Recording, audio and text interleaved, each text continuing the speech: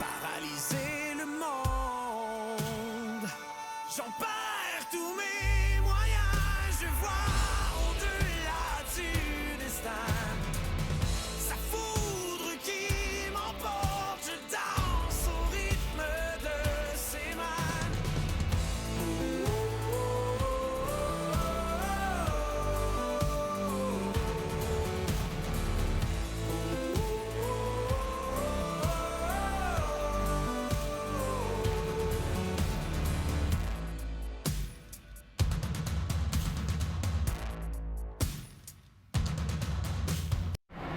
Le Vrac est heureux de vous présenter cet épisode de La Vitrine.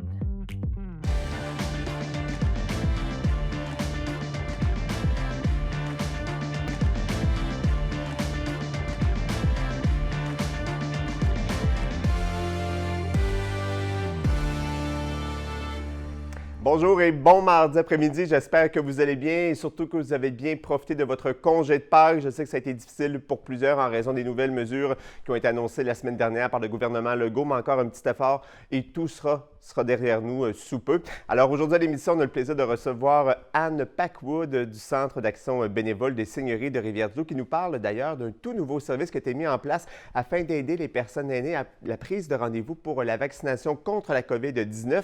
Comment ça s'articule? À qui s'adresse ce service précisément? C'est ce qu'on découvre à l'instant avec Anne. Anne, bon après-midi à vous. Merci, toi aussi. Très heureux de vous accueillir, ma chère, pour parler de ce nouveau service, de cette bonification, en fait, des services offerts déjà par le Centre d'action bénévole des Seigneuries de Rivière-du-Loup. Service qui, je l'ai mentionné, s'adresse principalement aux aînés pour faciliter la prise de rendez-vous en ligne pour avoir une dose de vaccin contre la COVID-19. D'abord, qu'est-ce qui vous a inspiré la mise en place de cette nouvelle initiative, si on le veut?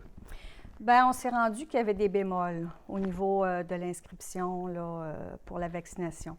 Alors, nous, on s'est dit, pourquoi pas essayer de leur faciliter un petit peu la tâche, parce que des fois, par téléphone, l'attente était longue. Oui. Là, ça s'est sûrement amélioré un petit peu. On l'espère, en tout cas. Oui, et j'espère aussi.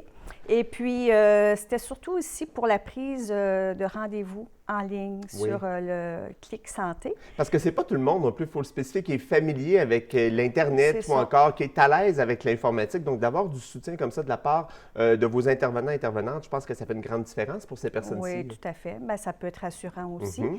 Alors, c'est vraiment pas compliqué. Les gens, les personnes aînées, bien, du moment, là, on touche la tranche d'âge. Mais là, quand on parle d'aînés, précisément, pour vous, c'est quoi? C'est quel âge à quel âge? Là? Oh, écoutez, 55 ans. OK. Ça dépend de... Oh, phew, je suis encore loin. Alors, c'est ça. On va dire 55 ans. Et puis, c'est ça. Les gens ont juste à me téléphoner. Là, c'est sûr qu'avec la COVID, on fait beaucoup de télétravail. Par Oui. contre, j'écoute mes messages souvent. On fait des retours rapidement. Oui. Et puis, c'est ça. On me téléphone. Bon, là, j'ai un petit peu de difficulté à m'inscrire en ligne. On fait ça conjointement. La personne est à son téléphone. Moi, je suis à mon poste à moi. Puis, on fait ça ensemble. OK. Par téléphone aussi. On peut Donc, faire faciliter ça. la prise de rendez-vous également par téléphone. Oui, il y a Oui. le volet Internet, le volet en ligne pour Oui. les personnes qui ne sont pas à l'aise nécessairement Oui. à se rendre sur le site pour la prise de rendez-vous. Mais vous pouvez également apporter votre soutien par téléphone Oui. aux personnes qui souhaitent avoir un petit coup de pouce. Par contre, si c'est par téléphone, est-ce que c'est vous qui faites, en fait, qui remplissez le formulaire en ligne pour la personne? Oui, tout Oui. à fait. Puis, moi, ce que je fais par la suite, c'est que j'envoie l'information, vu qu'on n'a pas de contact, Oui. j'envoie l'information là, à la personne, soit par la poste traditionnelle ou par courriel, parce que ça prend comme une confirmation Oui, il y a un petit du délai, puis ça rendez-vous. prend une confirmation, Oui, effectivement. c'est là. ça, c'est ça. Donc, c'est pas plus compliqué Vraiment que ça. très simple. Belle idée que vous avez eue. Oui, on veut faire ça simple. On sait que c'est important que tous les aînés soient vaccinés, ça, on tient à spécifier. Et puis, on s'est dit par cette façon-là, on essaie de rejoindre le plus de monde possible. Même vous, si vous connaissez des gens qui Oui. sont un peu plus isolés, qui auraient peut-être besoin d'un petit coup de main, vous pouvez lui parler de nous ou proposez-vous comme Oui. même pour aider la personne. Et puis, comme ça, on va essayer de rejoindre le plus de monde possible. Et pour accélérer aussi la vaccination, aider Exactement. les gens, est-ce que Bien, d'abord, qu'on reçoive le plus de doses possible, surtout là, dans les régions qui sont plus à risque, telles que le Bas-Saint-Laurent présentement. On espère que la situation va s'améliorer grandement. Quel est le bilan que vous faites depuis la mise en place de ces services-là? Parce que ça fait, déjà quelques semaines, je pense, que vous êtes là pour répondre aux interrogations des gens. Quelle est la réaction, justement, de la population face à cette nouvelle initiative? C'est bien, Oui. C'est bon. À date, on est contente. Moi, je suis contente, en tout cas. Puis c'est drôle parce qu'on m'appelle pour prendre des rendez-vous. On m'appelle aussi, on me questionne par rapport au COVID comme tel. Oui. Fait que c'est ça. Moi, j'essaie de répondre du mieux que je peux parce que ça fait partie de notre service d'information aux aînés. Puis si je ne suis pas en mesure de répondre tout de suite, je vais chercher l'information, je recommunique avec les gens pour leur donner la bonne information. Parlons-en justement de ce service d'information aux aînés. Qu'est-ce que ça fait concrètement pour la population qui a besoin de vos services? Quelles sont justement les branches d'aide que vous êtes en mesure de fournir à ceux et celles qui peut-être auraient besoin d'un petit coup de pouce ou de réconfort de la part de vos intervenants également? Là? Exactement. C'est un service qui a été mis en place suite à une rencontre d'information citoyenne. Oui. Les gens se sont rendus compte que parfois, pour les aînés, pour les proches aidants aussi et pour les intervenants, ça, je tiens à le mentionner, des fois, l'information était difficile à trouver. Fait que ce qu'on a voulu faire, c'est un service d'information qui est centralisé. Qui englobe le tout. Exactement, informatisé pour tous les sujets qui touchent la vie au quotidien. On va voir aussi sur ce réseau-là ce qui se passe au niveau municipal, au niveau communautaire, puis au niveau aussi gouvernemental. D'accord. Donc, c'est pratiquement un portail, en fait, où tous vos services sont regroupés. On est en mesure de savoir de quelle manière vous pouvez aider et dans quelle branche également spécifique de service vous êtes en mesure d'intervenir. Et avant qu'on fasse une courte pause, parce qu'au retour, on va poursuivre la discussion, bien évidemment, je veux qu'on souligne une chose. Quant à la prise de rendez-vous contre la vaccination pour la COVID-19, oui, vous offrez de l'aide pour ce qui est de l'inscription en ligne ou téléphonique, mais également le service de transport pour rendez-vous médicaux qui s'ajoute à ça. Oui, tout à fait. C'est super important de le mentionner, parce qu'encore faut-il se rendre au centre de rendez-vous.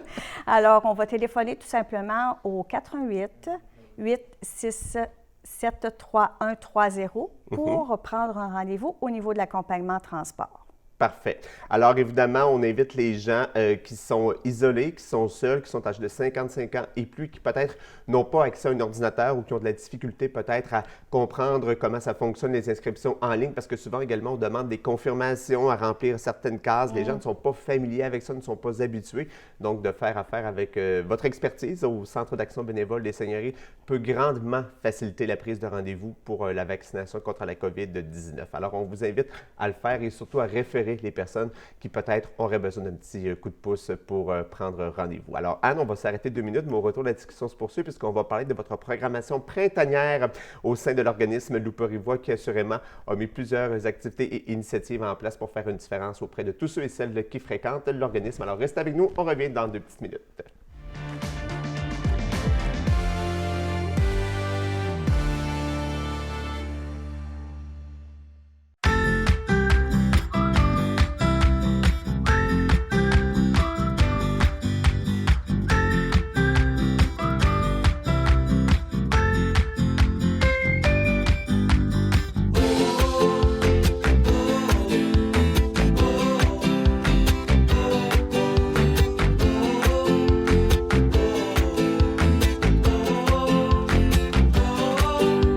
Le Vrac, Rivière-du-Loup, 226 rue La Fontaine.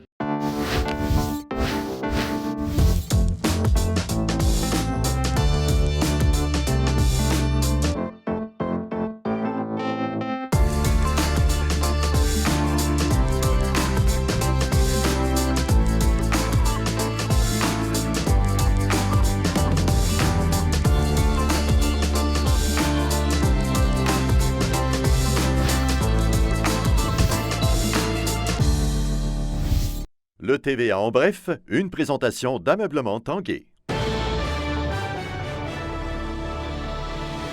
Le projet de mine de silice dans Charlevoix est finalement abandonné. Le ministère des Forêts, de la Faune et des Parcs du Québec a officiellement refusé le projet de la minière Rogue Ressources, principalement parce qu'il se trouvait dans l'habitat du caribou forestier. La compagnie, qui a investi près de 5 millions de dollars en 6 ans, compte obtenir une compensation financière de la part de Québec.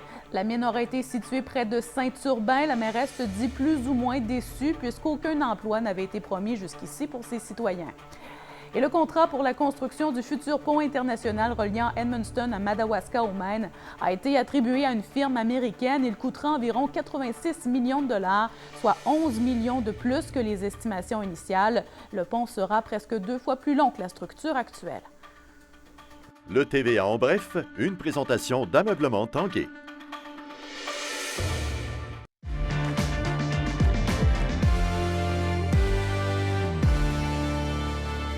On est de retour à la vitrine. Si vous venez de vous joindre à nous, sachez qu'aujourd'hui, on vous parle du Centre d'action bénévole des Seigneuries de Rivière-du-Loup qui a mis en place récemment un nouveau service pour aider les personnes de 55 ans et plus à la prise de rendez-vous pour la vaccination contre la COVID-19. Il y a également le service de transport pour rendez-vous médicaux qui s'ajoute à cette initiative. Et là, dans les prochaines minutes, avec Anne Packwood, qui est notre invitée aujourd'hui, on vous parle de la programmation d'activités de conférences qui a été mise en place par l'organisme. Alors, Anne, on va aller dans différents univers au cours des prochaines semaines, probablement en virtuel à plusieurs moments, étant donné le contexte que l'on connaît. Toutefois, on a misé sur la diversité des conférences, entre autres sur l'art de rester amoureux en temps de pandémie. En temps ou de confinement. Pandémie, oui, c'est ça. Ça se ressemble. Oui, tout à fait. Quand la maladie se pointe dans un contexte familial, ça peut des fois chambouler le couple. Oui. Tout à fait. Alors, la conférence se nomme « Rester amoureux ». En contexte de proche aidance. On va parler des conséquences sur le fonctionnement conjugal et des trucs et conseils pour favoriser l'adaptation en contexte de proche aidance. Et cette belle conférence-là est donnée par une chercheure du Collège de Drummondville. C'est Madame Carmen Lemelin. Et puis, cette belle conférence-là va avoir lieu le mardi 28 avril de 18h30 à 20h30 approximativement et en visioconférence via la plateforme il y en a tellement que ça vient qu'on se met. Tout à fait. Zoom? Zoom. Via tout à Zoom. fait, oui. Parfait. Je présume qu'il faut quand même réserver sa place, même si c'est en visioconférence. Oui. On le fait de quelle façon? On se rend sur le site Internet du Centre d'action bénévole des Seigneuries? On me téléphone. On vous téléphone encore? Parce qu'on prend aussi les adresses courriels pour être capable à ce moment-là de donner le lien à ces personnes-là. Donc, vous téléphonez au 418-867-8011. Donc, le 91 dans le 418-867 pour parler à Anne et réserver votre place pour cette conférence qui aura lieu le 28 avril. 28 avril, le prochain, 18h30, et ça jusqu'aux environs de 20h30. Donc, un contenu qui dure environ 2 heures et qui apportera assurément plusieurs pistes de solutions à ceux et celles qui seront en ligne pour écouter les propos de cette chercheuse. Parce que ça fait partie aussi de nos services, là, conjointement avec Virginie Pelletier, qui est au comité proche aidant. On fait nos activités ensemble, des activités qui, des fois, nous sont manifestées par la population, les aînés. On aimerait parler de tel sujet, donc on essaie là, de diversifier nos... Mais vous êtes beaucoup à l'écoute aussi des gens qui fréquentent l'établissement ou qui font appel à vos services. Et ça, je pense que c'est tout à votre honneur également d'être à l'écoute comme ça et de répondre à leurs besoins. Mais ce n'est pas toujours évident. Bien, au moins, vous déployez les efforts pour répondre à leurs besoins, à leurs demandes. Et ça, je présume que c'est grandement apprécié également. Oui, on peut se sentir dépassé aussi par tout ce qui se passe. Mon Dieu, vous pouvez me téléphoner.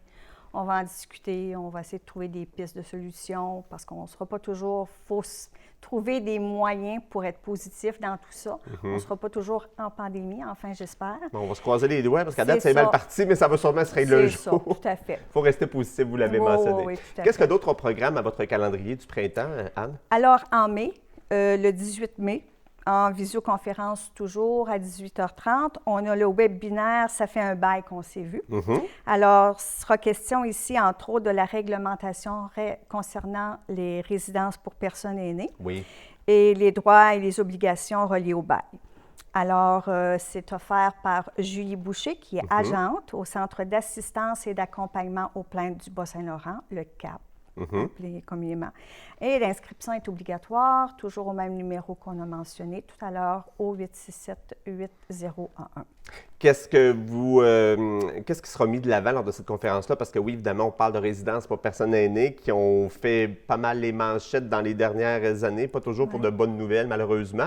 Est-ce qu'on ira chercher un peu de réconfort? Est-ce qu'on va s'attarder un petit peu plus au positivisme par le biais de cette conférence-là en ligne? Oui, j'espère, ça va faire du bien, ça aussi. Là. Ce que Mme Boucher a tendance à faire aussi, c'est de ramener des exemples du concret, puis comment ça s'est solvé, comment ça s'est réglé. Puis, il faut parler aussi des bails, c'est très important pour ne pas se faire avoir. C'est arrivé souvent aussi, se faire avoir. Malheureusement, la personne se ramasse sans plus aucun sou parce que, par exemple, son chèque de pension de vieillesse est dédié principalement au paiement de son loyer. Alors, il lui reste très peu d'argent pour vivre convenablement. Oui, tout à fait. Et ce ne sont pas toujours tous les repas non plus qui sont compris dans l'hébergement. Alors, ce sont des choses aussi qui sont importantes à étudier, à évaluer, mais à questionner. Oui, parce qu'il y a sans rentrer dans trop les détails au niveau de la réglementation, puis que tout ce que le bail comporte, il y a comme une partie qui est à la carte aussi. C'est un annexe qu'on ajoute au bail.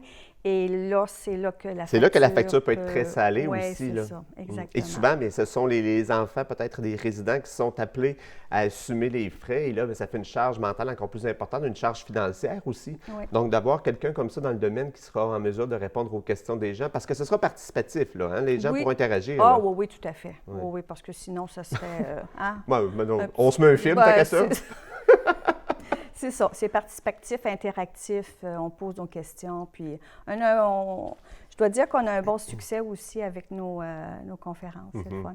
Bien, écoutez, on invite les gens à s'inscrire. Merci beaucoup, Anne, d'avoir été avec nous. Ça a été un plaisir de faire votre rencontre aujourd'hui, votre première présence sur le plateau, en espérant qu'on ait la chance de vous revoir dans les prochains mois, ici même, à la vitrine. Bien, merci beaucoup. Bien, ça m'a fait plaisir, vraiment. Passez une excellente fin de journée. Merci. À la maison également, passez une excellente fin de journée. Je vous dis, passez un bel après-midi à l'antenne de CIMT et on se retrouve demain sur le coup de 15h. Bye bye tout le monde et portez-vous bien.